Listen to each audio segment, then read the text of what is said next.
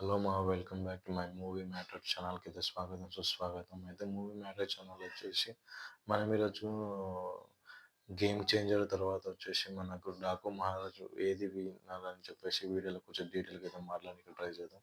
First కొత్త వస్తున్న like share subscribe అయితే అందరూ అయితే చేసుకోండి. పక్కన బెల్ ఐకాన్ కూడా ఆన్ చేసి పెట్టుకోండి. మనం చేసే కొత్త వీడియో అయితే మీకు అయితే నోటిఫికేషన్ వస్తుంది. అయితే డాకు మహారాజ్ బాగుందా లేకపోతే మన గేమ్ చేంజర్ బాగుందా, ఈ సంక్రాంతికి ఎవరు విన్నర్ అనేది ఈ వీడియోలో కొంచెం డీటెయిల్గా గుప్తంగా అయితే మాట్లాడడానికి ట్రై చేద్దాం. ఫస్ట్ వచ్చేసి మనమైతే రామ్ చరణ్ గారి గేమ్ చేంజర్ మూవీ గురించి అయితే మాట్లాడుకుందాం.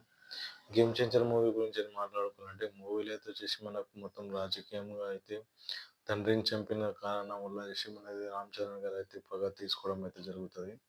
అయితే దీన్ని సీఎం చేయాలని చెప్పేసి మనకు శ్రీకాంత్ గారు రామ్ చరణ్ గారు సీఎం చేయాలనుకుంటే అది కాకపోవడం వల్ల మనకు సూర్య గారు సీఎం అయితే అవ్వడం అయితే జరుగుతుంది.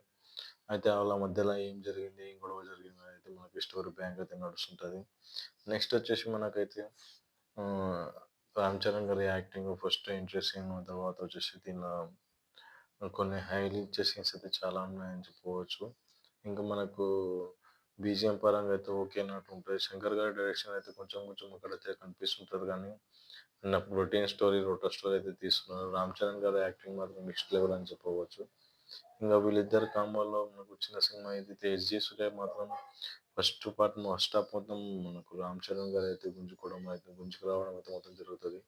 ఆయన ఇచ్చే ఎలివేషన్స్, ఆయనకు వచ్చే బీజిఎం, తర్వాత మన సునీల్ గారి యాక్టింగ్, వీళ్ళంతా అయితే సినిమా అయితే గుంజుకురావడం అయితే జరుగుతుంది. తర్వాత వచ్చేసి సెకండ్ హాఫ్ మొత్తం మనకి ఎస్జే సూర్య గారు అయితే ప్రాణం పెట్టి చేసిందని చెప్పుకోవచ్చు. వాళ్ళైతే నెక్స్ట్ లెవెల్ యాక్టింగ్ అయితే చేసి మనకైతే ఎస్జే సూర్య గారు అయితే విజయ్ సూర్య గారికి ఎంత చెప్పినా తక్కువనే. ఆయన బాగా యాక్టింగ్ చేస్తాడు ఆయన.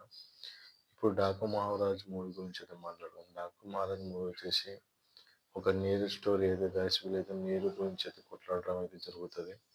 చాలా అక్కడ రాజస్థాన్ అవతల అయితే ఒక ఎడారిలో అయితే ఒక అందరూ అయితే జీవిస్తుంటారు. అక్కడ ఒక లోయ తవ్వేసి అక్కడ మైనింగ్ చేయడం అయితే స్టార్ట్ చేస్తారు వీళ్ళైతే. ఆ మైనింగ్లో అయితే ఏం జరిగిందని చెప్పేసి మనకి స్టోరీ బ్యాంక్ అయితే ఉంటుంది.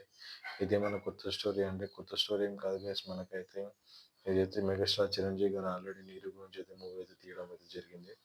అదే స్టోరీ అయితే రొట్టగా అయితే తీసడం అనేది జరిగింది. అయితే వీళ్ళు ఏ పరంగా అయితే స్టోరీ ప్లాన్ తీసుకున్నారో ఆ స్టోరీ పరంగా అయితే బోర్ కొట్టకుండా అయితే మూవీ అయితే వెళ్తుంటుంది. మన బాలకృష్ణ గారి యాక్షన్ సీన్స్, తమన్ గారి బీజిఎం తోటి అయితే ముందు ఉరుకులాడుతుంటుంది మూవీ మాత్రం నెక్స్ట్ లెవెల్ అయితే ఉంటుంది. బీజిఎం తోటి మొత్తం నెక్స్ట్ లెవెల్ అయితే ఉంటుంది. ఇంకా బాలకృష్ణ డైలాగ్స్, తర్వాత వచ్చేసి మనకు బాబీ కొల్లి అయితే స్క్రీన్ ప్లే అయితే డైరెక్షన్ అయితే బాగానే చేసిందని చెప్పుకోవచ్చు. వాళ్ళ యాక్టింగ్ పరంగా మూవీ పరంగా అయితే ఈజ్ గుడ్ అని చెప్పవచ్చు. ఈసారి సంక్రాంతి విన్నర్కి ఎవరు విన్నర్కేమో మీకు తెలుసు కదా, మనకు బాలకృష్ణ గారు అని చెప్పవచ్చు. బాలాజీ వాళ్ళ రామ్ చరణ్ ఉన్న ఫ్యాన్స్ తప్పుగా అనుకోకుండా నేను ఎమోషన్ అయితే క్లారిటీగా అయితే చెప్తున్నాను మీకైతే. మీకు నచ్చితే మీరు ఓకే చేసుకోవచ్చు కానీ నేనైతే నాకు నచ్చలేదు కాబట్టి నేనైతే చెప్తున్నాను క్లారిటీగా. ఈసారి సంక్రాంతి విన్నర్ ఎవరు అని చెప్తే మనకైతే బాలకృష్ణ గారు అని చెప్పుకోవచ్చు. చాలా అంటే చాలా బాగుంటుంది movie. Action scenes, fight scenes, dialogue పరంగా, బీజిఎం పరంగా తమన్ గారు అయితే తీసిందని చెప్పవచ్చు బీజిఎం మాత్రం. ఓకే, వీడియో మీకు నచ్చినట్లయితే లైక్ చేయండి. ఛానల్ కొత్త కోసం మా ఛానల్ సబ్స్క్రైబ్ చేసుకోండి. బాలకృష్ణ ఫ్యాన్స్ ఎవరైనా సబ్స్క్రైబ్ చేసుకోండి. అల్లు అర్జున్ రామ్ చరణ్ గారి ఫ్యాన్స్ ఎవరైనా సబ్స్క్రైబ్ చేసుకోండి. పక్కన ఉన్న బెల్ ఐకాన్ కూడా ఆన్ చేసి పెట్టుకోండి. మనం చేసే ప్రతి వీడియో అయితే మీకు నోటిఫికేషన్ వస్తుంది. మీరు చూస్తున్న ఒక్కొక్కరు సబ్స్క్రైబ్ చేసుకున్నాం అందరూ. Thank you for watching. మా సబ్స్క్రైబ్.